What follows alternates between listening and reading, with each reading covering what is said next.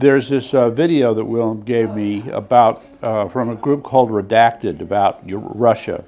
And the main point of that video was that the real reason Russia wants the eastern part of Ukraine is minerals.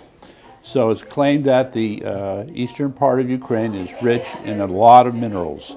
So just read the quote here: extremely rich and complementary mineral resources in high concentrations and in close proximity to each other. The country has abundant resources of coal, iron ore, natural gas, manganese, salt, oil, graphite, sulfur, kaolin, titanium, nickel, magnesium, timber, and mercury. And they also left out lithium. Lithium's the hot one. And so when you look at their rankings, they're like 6th and 7th place in terms of how much they have. So that's one. Next is what's going on in Brazil. Well, unfortunately, ladies and gentlemen, it's turning into a mess. And the MFM, the Mind F media, has been quick to characterize the people who have broken into, I guess you could say, the governmental offices for Brazil are referred to as election deniers. I prefer to think of them as fraud detectors and fraud protesters.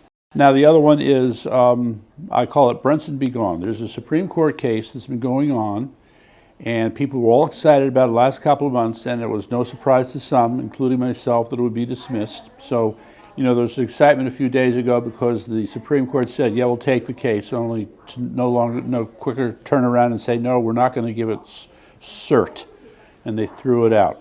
However, Brunson said they're going to appeal for reconsideration, but I don't see that going much of anywhere. And a related case involving mail-in ballots, Bonner case, I believe, was also rejected by the court. So it's just showing that they don't want to touch this stuff, and it just leaves America in a very tough place with all this fraud that's going on. Anyway, and then the last of the quickies is that, according to this one account, 90% of the people in this one province in China, Henan, Henan, have come down with COVID. So, you know, one of the things that nobody's really addressed here about China is great. So now they've decided to let COVID run through the population. They're talking about a lot of people dying, but they're not talking about the survival rates. What if it turns out the survival rates are similar to those in the rest of the world? So you end up with this making a big deal out of something for which there's a 99.7% survival rate. It gets into the other little subject we're going to get into, propaganda. Blame the Swiss. Okay, now it's noteworthy, and it got the attention of a lot of people. I'm not quite sure what to make of it. So what happened was there's this big Swiss bank, the Swiss central bank called the Swiss National Bank, reported that in the first 9 months of 2022, they lost $143 billion on the basis of bad bets on foreign currency transactions, plus another billion based on, what was it, Swiss franc positions as well. So 131 billion on foreign currency and $1 billion on Swiss francs. So the problem is that they reported that this is the worst loss that this bank has ever suffered in its 116-year history. That's pretty bad. So the problem is, in this article, there's no real good explanation of how they got into this trouble in the first place. But the tenor of the article, which was put up by CNBC, is that, yeah, we'll repair the damage, we'll get back to where we were, don't worry, we've got lots of gold, blah, blah, blah. I remain skeptical. And I just want to add that there's another Swiss institution. There's a new investigative group in Connecticut called CII. And they have, I guess, done some FOIAs. And apparently there are a number of emails connecting Denise Merrill, the former Secretary of State, with Twitter. Okay?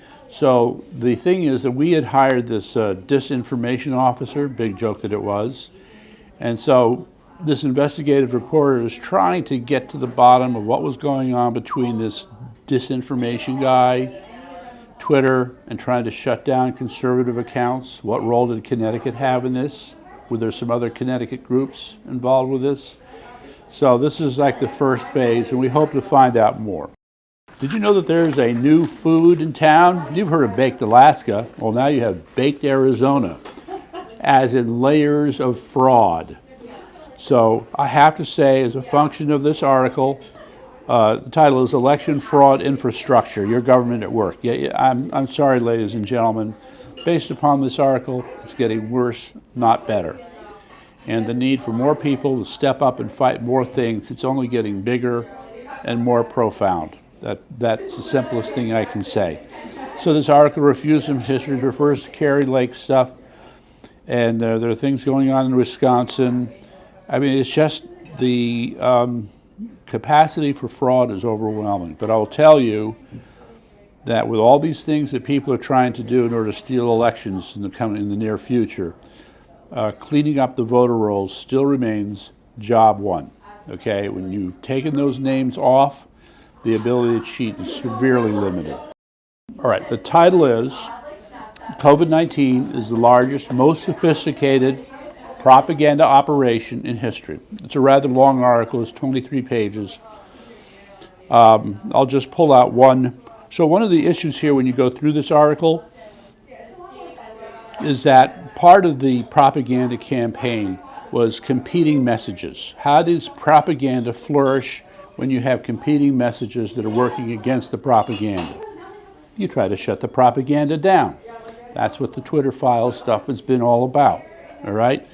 But let me give you an example of how extreme that can get. There's a passage in the article about a professor at New York University whose specialty was propaganda. So he teaches classes on propaganda. And guess who the propagandist attempted to shut down? That's right, the professor on propaganda. Okay, this too is kind of important. Dr. Joseph Fraiman, so just check that out. Joseph, F-R-A-I-M-A-N, all right? He's been a pro-VAX doctor for some time. He was given the opportunity to do some peer-reviewed research where they reanalyzed the Pfizer and Moderna data. After re-reviewing the data, he came out and basically changed his mind. And he said, this has got to stop. These jabs got to stop now, right now. So that came out in August, and of course the media ignored it, all right? But I think it's worth noting that here's a person who is committed to the idea of using these, actually it's gene therapy that we call vaccines. And, you know, he saw the light, but nobody was listening. So again, you know, so if you've walked off the plantation, you're no good to anybody in the eyes of these people. Who gave the government the right to push LGBT propaganda into schools? Well, I think we're learning, of course, that this has been going on for some time. What's prompted this article were these guidelines that were put out by the CDC, which are a scam. But I think the most important part of the scam to take note of here is that the game they play is to how do I want to put this? Like good psychologists, they come up with surveys, okay? And those surveys they call tools. A survey is considered a tool, a measurement tool. However poorly or well designed that survey is, it doesn't matter. The point is that a survey can be a form of propaganda, masking as objective analysis. Okay, next. Daily Beast journalist, quote, who smeared Matt Gaetz and Herschel Walker used to work for a sanctioned Chinese military company.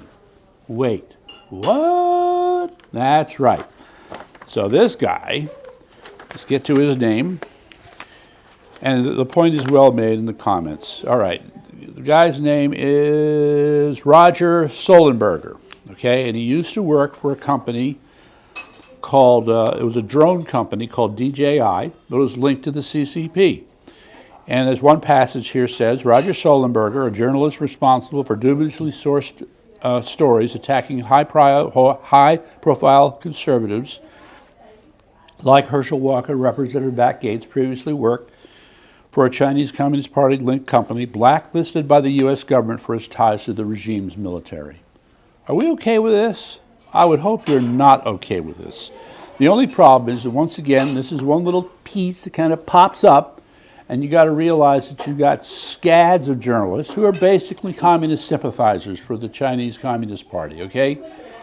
So they're more than happy to write these kinds of pieces. Anyway, the credit goes to Natalie Winters with the War Room for having brought this out. Again, I have to make a note. It's time for me to go back and review all the stuff we've been doing about Connecticut Commie of the Week. We've probably touched on 40, 50 people so far in the state of Connecticut, some well-known, some not.